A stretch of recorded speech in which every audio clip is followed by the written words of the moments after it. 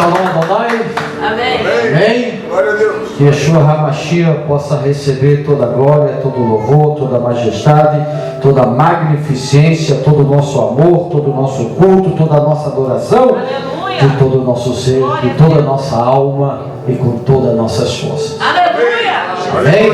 Amém. Abra a sua Bíblia em Lucas, capítulo, hoje sendo a campanha Volta Filho Meu, né? É a parábola do filho pródigo. Isso, levantar-me-ei, irei ter com meu pai. Eu gosto de pregar sobre a parábola do filho pródigo. Sou sincero aos irmãos, eu gosto de pregar.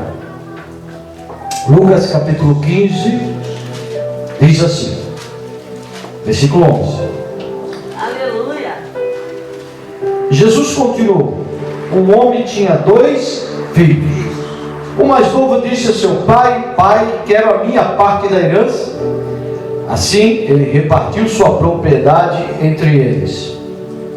Não muito tempo depois, o filho mais novo reuniu tudo o que tinha e foi para uma região distante, e lá desperdiçou os seus bens, vivendo irresponsavelmente ou dissolutamente.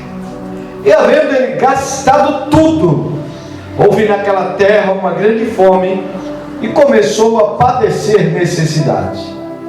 E havendo ele gastado tudo, houve naquela terra, isso aqui eu já li. Então foi encontrar-se a um dos cidadãos daquele país, o qual o mandou para os seus campos apacentar porcos.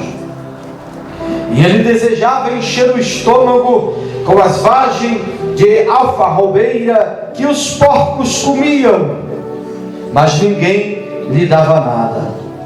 Caído em si, ele disse: quantos empregados de meu pai têm comida de sobra, e eu aqui morrendo de fome? Eu me porei a caminho e voltarei para o meu pai e lhe direi: pai, pequei contra os céus e contra ti. Não sou mais digno de ser chamado teu filho. Trata-me como um dos teus empregados ou jornaleiros. E levantando-se foi para o seu pai, e quando ainda estava longe, viu o seu pai e se moveu de íntima compaixão. E correndo, lançou-se ao pescoço e o beijou. Disse-lhe o filho: pai, pequei contra os céus e diante de ti. Já não sou digno de ser chamado teu filho. Mas o pai disse a seus servos: depressa, traga a melhor roupa e vistam nele. Coloque um anel em seu dedo e calçado em seus pés. Trazei-me também o bezerro cevado e matai-o, e comamos e regozijamo-nos.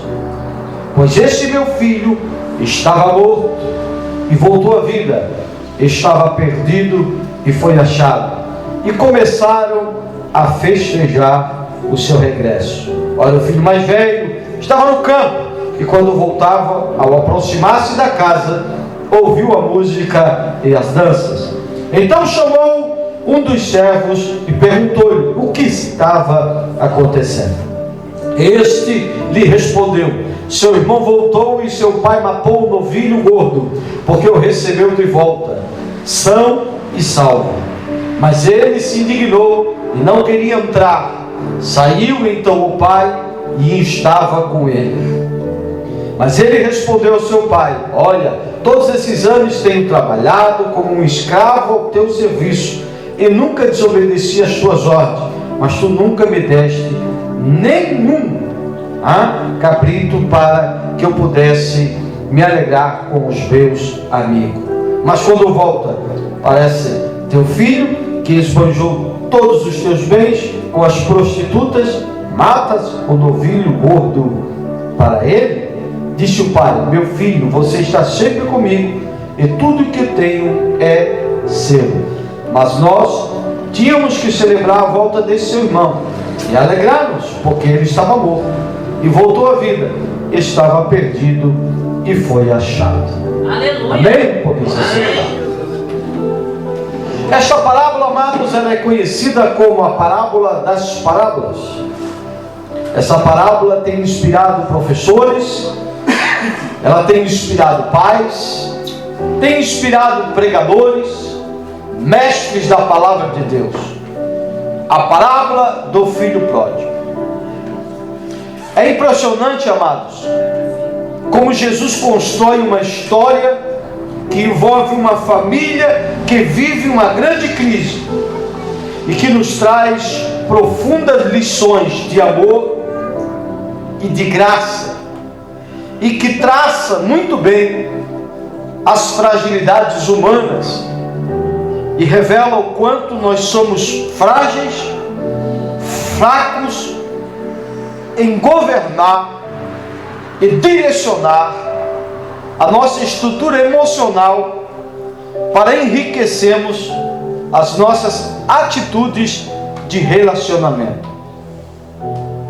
Aqui nós podemos entender nessa parábola que a família é o ponto de partida para todos os relacionamentos. A família é o ponto de partida para todos os relacionamentos. A família é a maior oficina modeladora de caráter. Tudo que se aprende no contexto familiar permanece para toda a sua vida. É na família que está a força e o potencial da igreja. O crescimento espiritual da igreja depende da qualidade, da edificação, da força, da união, da comunhão, da paz entre família. Não quer dizer que tudo vai ser mar de rosa. Não quer dizer que nunca vai ter uma rixa, uma discussão. Mas a paz sempre tem que voltar a reinar. Amém. Por quê? Porque nós servimos o príncipe da paz. E quando depende de nós, nós temos que ter paz com todos. E seguir a santificação. Porque sem a qual ninguém verá a Deus. Então, querido, não quer dizer ser cristão, não quer dizer que não vamos ter divergências. Teremos. Mas a paz, o perdão, o amor, a reconciliação, que é aquilo que faz a manutenção dos relacionamentos, tem que estar bem implícito em nossa estrutura emocional. Coisa que o irmão do filho pródigo não aprendeu vivendo tantos anos na casa do pai, tendo o privilégio de aprender o que é amar, o que é perdoar, e ele não. Por quê? Porque ele sempre se focou na falha do irmão. Ele sempre se focou em alimentar o ódio. Ele sempre se focou em alimentar o rancor. Ele sempre se focou em alimentar a vingança. Ele queria ver o irmão mal. Ele não queria que o irmão fosse perdoado. Ele queria que o irmão fosse punido. Ele queria que o irmão fosse humilhado. Ele queria que o irmão fosse para o inferno. Mas não é isso que Deus nos ensina. Amém? Amém. Vamos continuar. Primeira lição que aprendemos com a parábola do filho pródigo, amados. Primeira lição: nunca se deixe perder com as crises e as percas da vida. Nunca se deixe perder pelas perdas da vida. Por quê? Porque crise só é crise quando não me ensina nada. Agora, luta, provação, crise, tempestade, enchente que bate contra a tua casa, não é para te matar, não é para te destruir, mas é para mostrar para você que existe um Deus que está trabalhando, te moldando, te ensinando e te educando, tanto como o bem, como tanto como o mal. Nenhuma crise é para nos matar, nenhuma crise é para nos destruir, nenhuma crise é para, querido, nos ferir, mas sim para nos ensinar, para nós aprendermos o caminho genuíno de trilhar na presença de Deus. O filho mais novo disse ao pai: Pai, quero a minha parte da herança. Assim ele repartiu sua propriedade entre os irmãos. Esse pai não se deixou, em primeiro lugar, se perder pela afronta do filho. Esse pai não se deixou perder-se com a afronta do filho, e mesmo podendo se vingar de um filho ingrato que pediu a herança antes do tempo, porque quando esse filho pede a herança do tempo, ele está dizendo para o pai: pai, o que eu quero é que tu morra, porque eu quero o meu. Eu quero que tu vá para a sepultura. Eu não quero nem saber, não estou preocupado contigo, pai. Eu quero o meu. E esse pai não se deixa vencer pela afronta do filho. E mesmo ele podendo se vingar, ele prefere responder o mal com o bem, repartindo a sua herança com quem não merecia. Diga comigo: graça. Graça. Esta é a graça que Deus trata com você.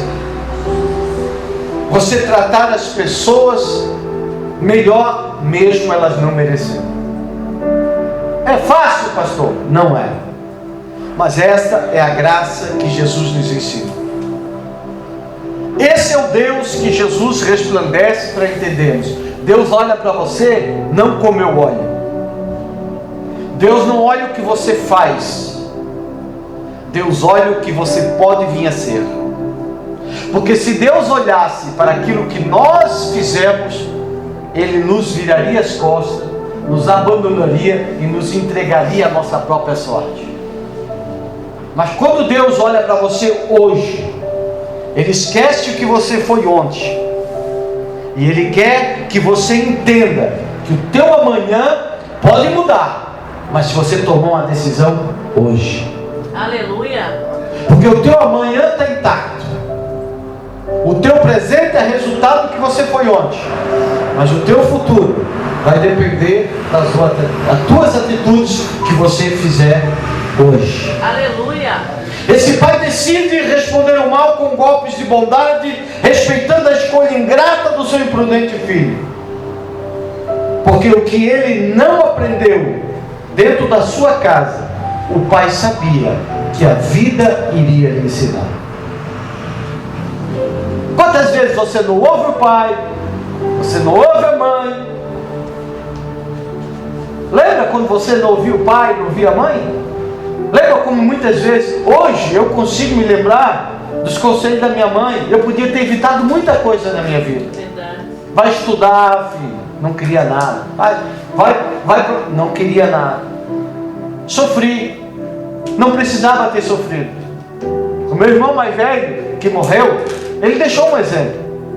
Ele teve 2 faculdades, se formou, entendeu? A minha mãe vendia leite de vaca para pagar a faculdade dele, mas ele valorizou. Teve uma vida boa? Teve. Morreu com 70 e poucos anos. Teve sempre uma vida boa. Por quê? Porque ele enfrentou as coisas duras da vida. Quem não enfrenta as coisas duras da vida, nunca vai ter uma vida boa. Quem quer só as coisas boas da vida, se prepare para uma vida dura. Agora, quem enfrenta as coisas duras da vida, se prepare para uma vida boa. Esse pai, ele sabia que ele tentou ensinar o filho dentro da casa. Filho, é assim. Filho, é assim. Eu tenho experiência. Eu já vivi isso. Eu sei que isso não presta. Mas pai, eu sei que não presta. Mas se tu não quer ouvir, eu vou te dar o teu livre-arbítrio. Escolha. Queres ir? Quero. Toma. Agora uma coisa eu vou te dizer. A vida vai te ensinar. Verdade. Esse pai não permitiu que o ato vergonhoso do seu filho mais moço neutralizasse o seu caráter bondoso, amoroso, perdoador e cheio de graça.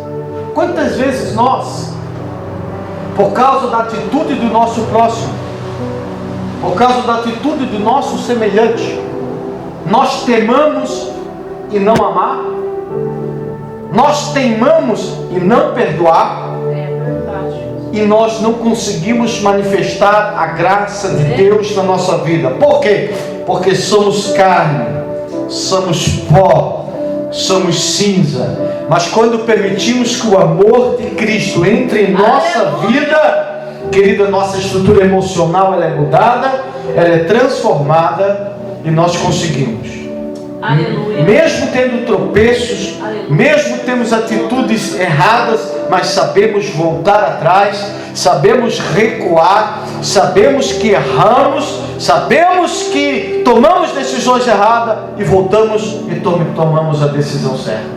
Aleluia. Que Deus possa, nessa noite, te encher de amor, de perdão e de muita graça. Aleluia. Não se perca, querido, emocionalmente falando, Aleluia.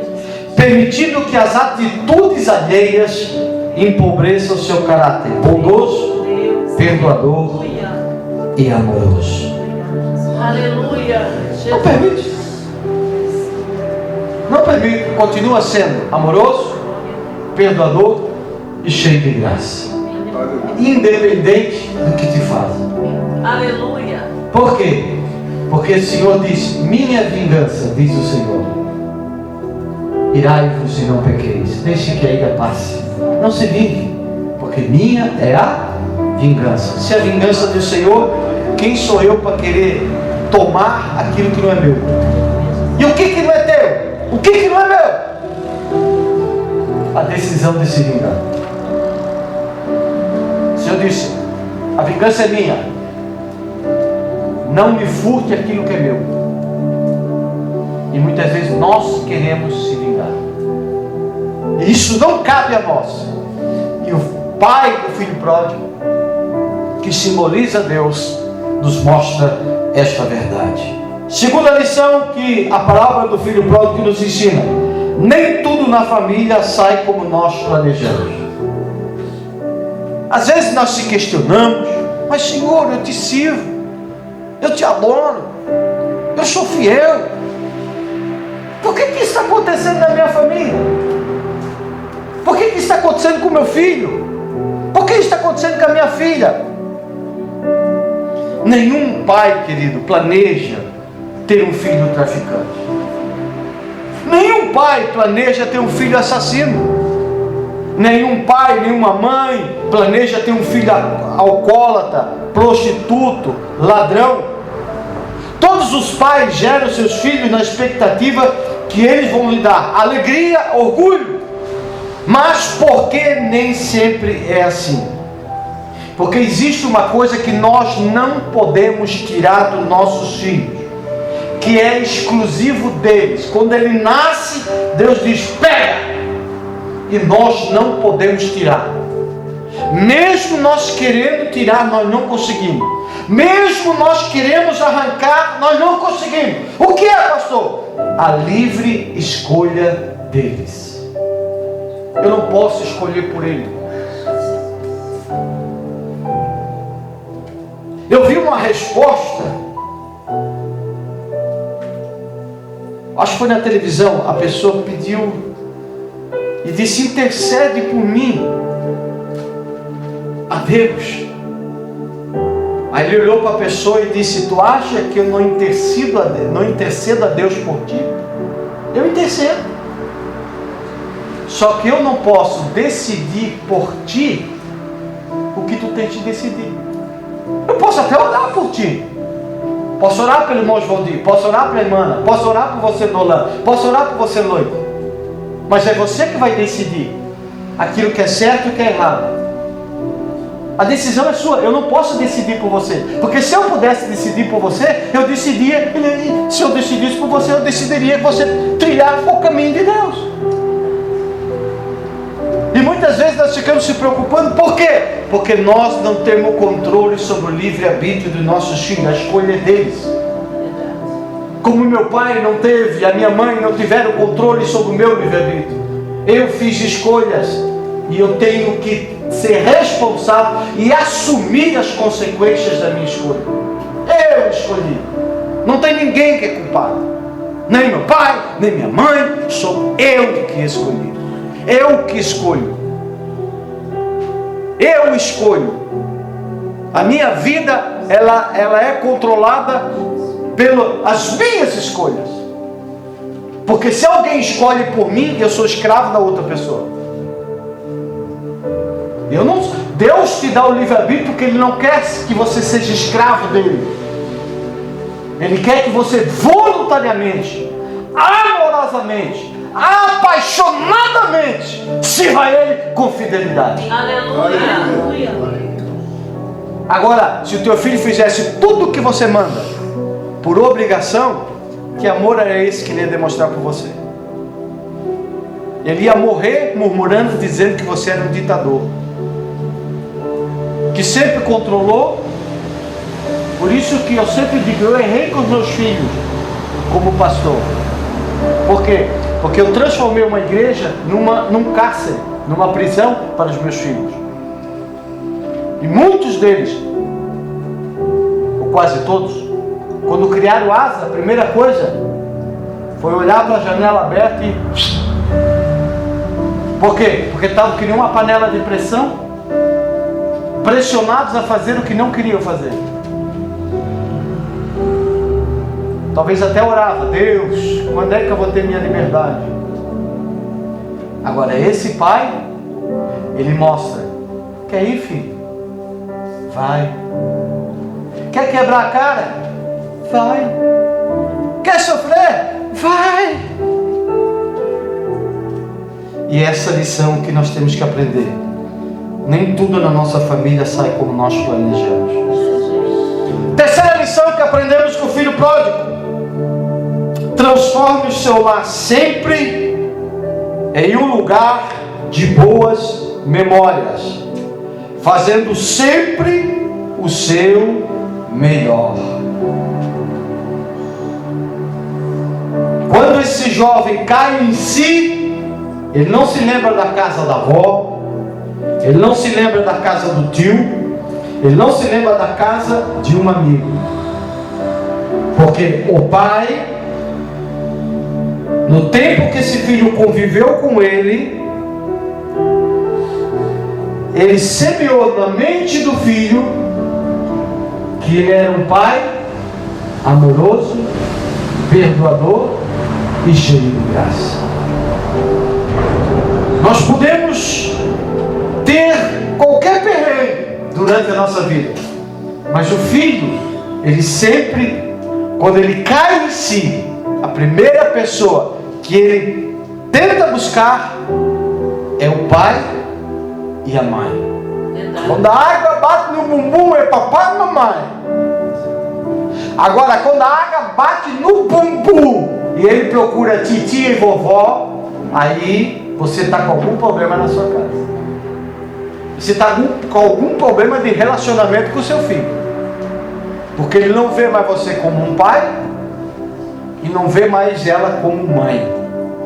Ele quer a avó, ele quer a tia, ele quer morar com um amigo, mas ele não quer morar com o pai.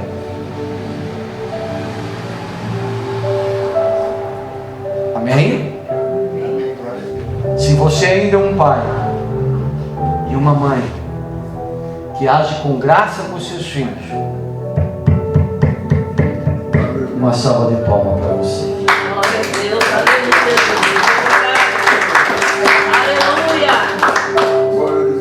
Glórias a Deus. Quando esse filho cai em si, ele sente saudade do pai, pois o pai havia gerado nele memórias positivas em sua mente e em seu coração.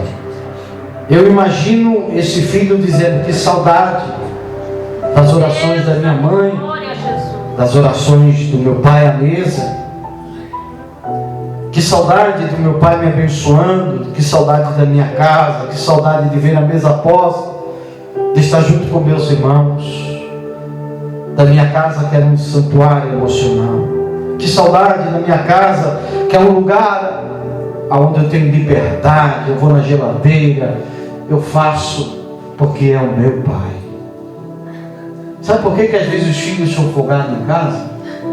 Sabe por quê? Porque eles têm intimidade com nós. Sabe por que eu posso chegar e dizer: Pai nosso que está no céu? Porque eu tenho intimidade com Ele. Se Ele fosse estranho para mim, eu ia dizer: Ô seu senhor, ô moço, ô minha senhora, ô meu senhor. Mas quando eu digo Pai, é porque eu tenho comunhão com Ele. Aleluia. Eu confio nele. Tudo que eu espero eu encontro nele. Tudo que eu desejo eu consigo encontrar nele, porque Ele é Pai. Faça sempre o seu melhor pelos seus filhos. Por quê, pastor? Para você nunca chorar a dor do remorso por não ter feito. Esse pai aqui, ele poderia chorar pela saudade do filho. Ele poderia chorar por causa da miséria do filho. Ele podia chorar por ver a decadência do filho. Ele poderia chorar por ver o filho botar todo o seu dinheiro fora. Mas esse pai nunca ia chorar o remorso de não ter feito aquilo que cabia a ele fazer. Mostrar o caminho, mostrar a verdade. Por isso, irmãos, que tem momentos na nossa vida que não adianta reclamarmos com Deus. Por quê? Porque muitas vezes Deus nos alerta.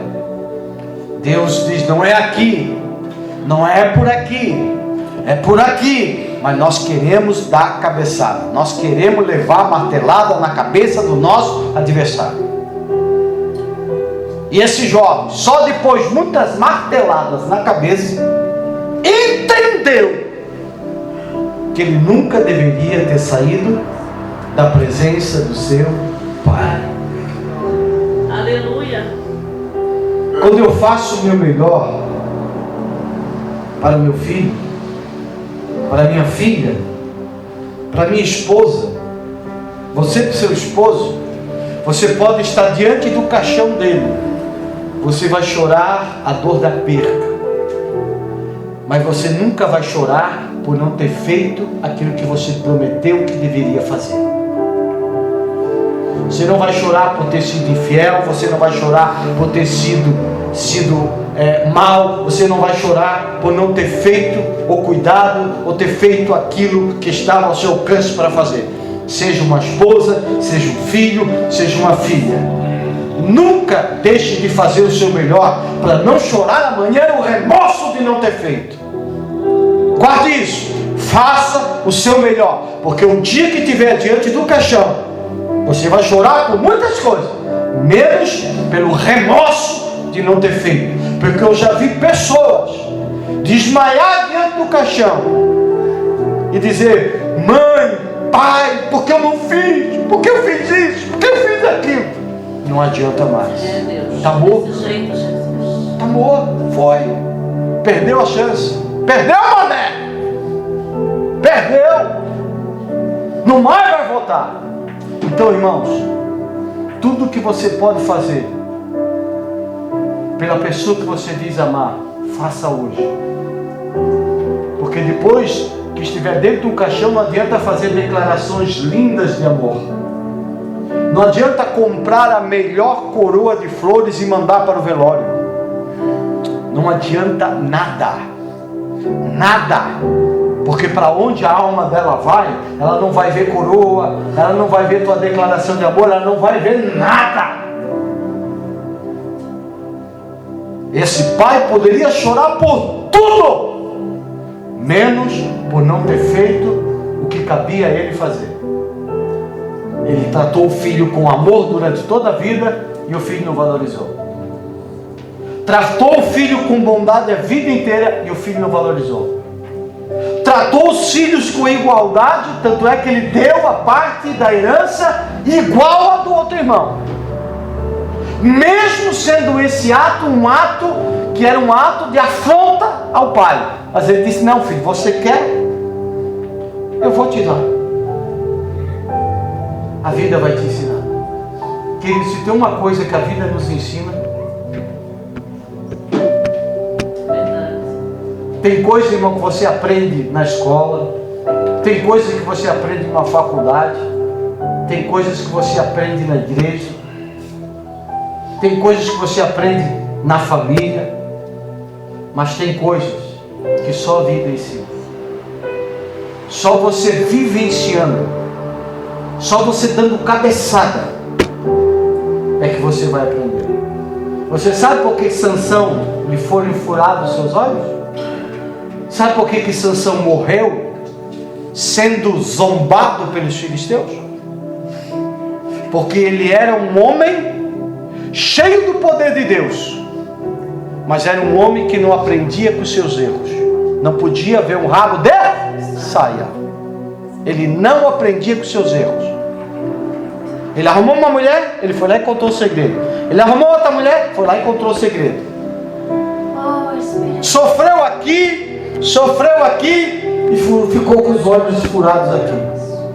Então, se tem uma coisa que a vida quer te ensinar, irmão, aprenda. Não cometa os erros duas vezes. Tem um ditado que diz, né? Errar é o... persistir no erro é... burrice. Insensatez. Vamos para frente. Quarta lição. Nunca feche a porta da reconciliação dentro da sua casa. E nós somos tentados a fazer isso muitas vezes. Esse pai não se irou com o filho. Ele não chegou e disse, pega a tua herança, mas eu nunca mais quero ver a tua cara. Pega a tua herança aqui, mas tu nunca mais coloca os pés aqui. Pega teu dinheiro aí, mas pode esquecer que eu sou teu pai. Pega esse dinheiro aí, mas esquece dessa casa, esquece dessa família. Você não faz mais parte dessa família. Essa é uma coisa que acontece diariamente nesse mundo, no meio das famílias. Por quê? Porque na hora da ira nós falamos aquilo que não é a realidade. Muitas vezes, principalmente no meio da família. Quantas vezes você falou uma palavra para sua esposa para magoá-la e depois se arrependeu? Quantas vezes você falou uma palavra para o teu filho e no outro dia você foi chorar escondido, pedindo perdão para Deus porque não deveria ter falado? Nunca feche a porta da reconciliação. Sabe por que esse filho ele voltou?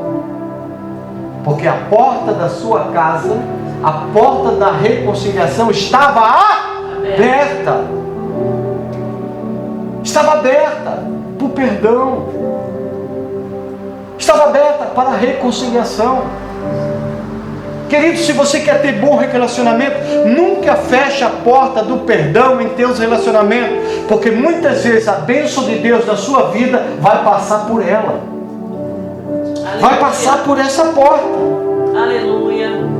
Para que a manutenção do amor, do perdão, da amizade, da união, vai passar por essa porta. Então nunca feche a porta da reconciliação dentro da sua casa. Quinta lição. Nunca deixe. Isso aqui é muito importante. Muitas vezes eu choro quando eu prego, quando eu medito sobre. Nunca deixe a esperança morrer dentro da sua família. Levantando-se foi para o seu pai, e quando ainda estava longe, o pai o viu e se moveu de íntima compaixão. Ele viu o estado do filho e diz a Bíblia que ele saiu correndo e lançou-se ao pescoço do filho e o beijou. Irmãos, para um judeu que veste aquelas vestes compridas, para ele correr, ele teve que levantar as vestes e mostrar suas pernas. Isso para os judeus era vergonhoso. Para os judeus era quebrar seus princípios. Mas quando ele viu seu filho voltando, todo arrebentado, ele não aguentou. Não quero saber de tradição. Correu e abraçou o filho. Aleluia. Hoje Deus, quando Ele olha para você, independente do seu estado, o que Deus quer fazer é te abraçar, te beijar, te dizer, te amo. Aleluia. Mas eu te amo não pelo que tu faz, ou pelo que tu fez, ou pelo que tu deixou de fazer. Eu te amo pelo amor que está em mim. Aleluia. Porque amar quem só faz o bem para nós é fácil. O ruim é amar aquele que não merece ser amado. Perdoar aquele que não merece ser perdoado. Ajudar aquele que não merece ser ajudado. Verdade. Estender a mão para aquele que não merece a minha mão estendida. Esse é o verdadeiro amor de Deus. Verdade. E disse o filho: Pai, pequei contra os céus e diante de ti já não sou digno de ser chamado teu filho. Mas o pai, o que ele faz? Ele diz: Papai, na minha casa filho não é escravo, porque eu liberto. É como se Jesus estivesse dizendo assim: quando o pai o abraça e o beija, o pai está dizendo: perdoados estão os teus pecados.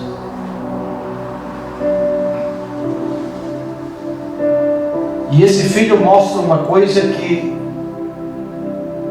nós precisamos ter para alcançarmos a graça de Deus: reconhecimento. Ele cai em si e reconhece o seu erro. Com Deus, irmão, sem reconhecimento ninguém recebe nada. Errou, reconheça. Pecou, confesse.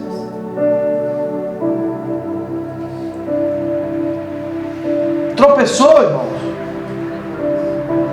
se levante e olhe para frente. Esquece o passado, porque o teu passado Deus tem prazer em jogar no mar de esquecimento. Aleluia.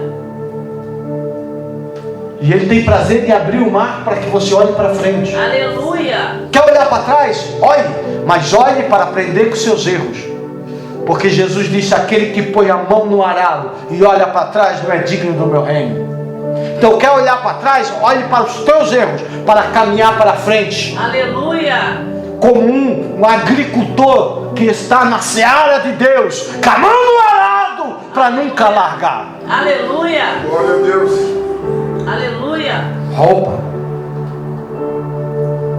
Agora eu faço uma pergunta: por que temos que ter esperança? Onde é que esse filho estava quando o pai comprou tudo isso? Ele comprou o quê? Ele comprou roupa novas, anel, sandálias e mandou cevar um bezerro. Onde é que o filho estava? Morto em seus delitos e pecado. Como um pai que o filho está longe, morto, escravizado pelos seus próprios pecados, cuja notícia era: seu filho está apacentando porcos. Aonde está meu filho?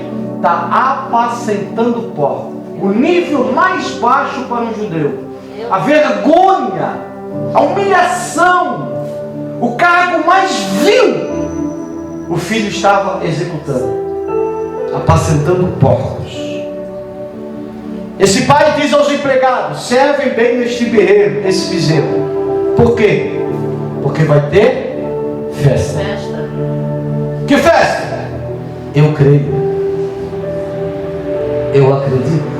Eu creio, aleluia. O meu filho vai voltar. Aleluia. Aleluia.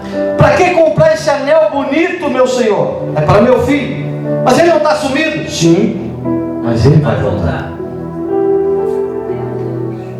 Por que comprar essa roupa tão bonita? É para o meu filho. Mas ele não está desaparecido, não está apacentando porcos. Sim, mas ele vai voltar. Aleluia.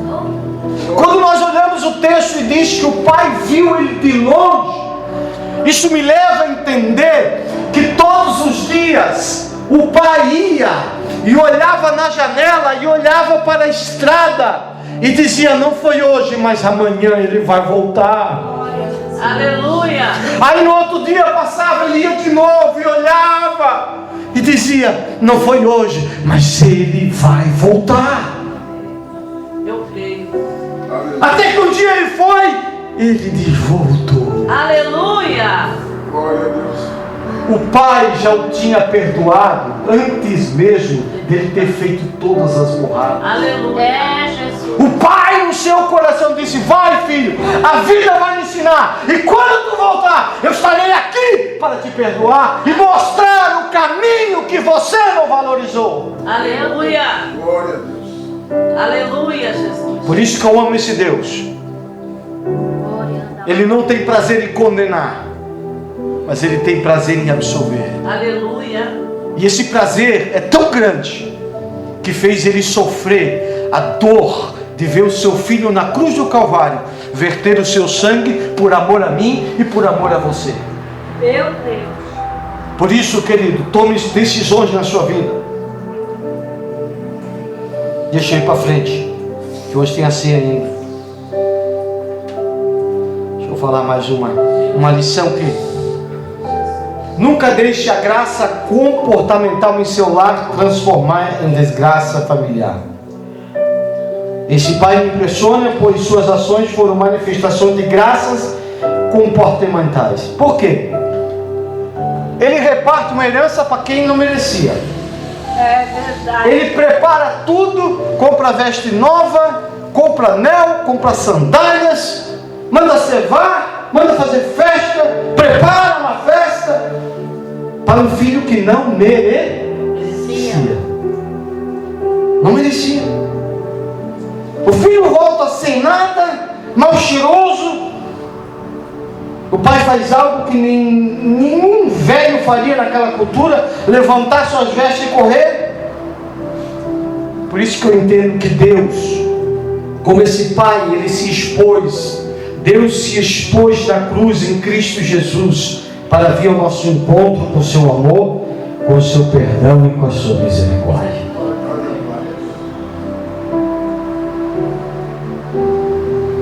E ele corre não para dizer: seu moleque, eu te avisei que tu ia quebrar a cara. Porque nós somos assim. Quando vem, nós queremos humilhar, nós queremos pisar. O ser humano é assim. Te avisei que tu ia quebrar a cara. Te avisei. O pai não faz isso. Ele mostra o amor, para que esse amor amontoe brasa viva na cabeça do filho, e o filho diga: pai, realmente eu errei, mas eu estou disposto a mudar. Aleluia. Eu creio. Talvez se o pai chegasse e dissesse: eu não te avisei, seu moleque, ele ia virar as costas e ir embora. Tá. Mas como o pai amontoou brasa viva na cabeça dele, e o beijou e o tratou bem, certa, a mente dele entrou em parafuso. E meu Deus, o que eu fiz? O que eu fiz? Eu magoei uma pessoa que sempre me amou. Eu estou flechando o coração de quem sempre me ajudou. Eu estou flechando o coração de quem sempre estendeu a mão para mim. Eu estou machucando a pessoa que me criou, a pessoa que me tratou, a pessoa que me deu amor e me fez o homem que eu sou hoje. E eu estou flechando, eu estou machucando. Quando a graça faltar na nossa casa, guarde o que eu vou dizer: a desgraça se instala. A desgraça se instala. Então, se você é um filho pródigo, que já esteve firme na casa do pai, hoje ele só tem uma coisa para te dizer: filho, eu ainda te amo. E as palmas louvam o Senhor.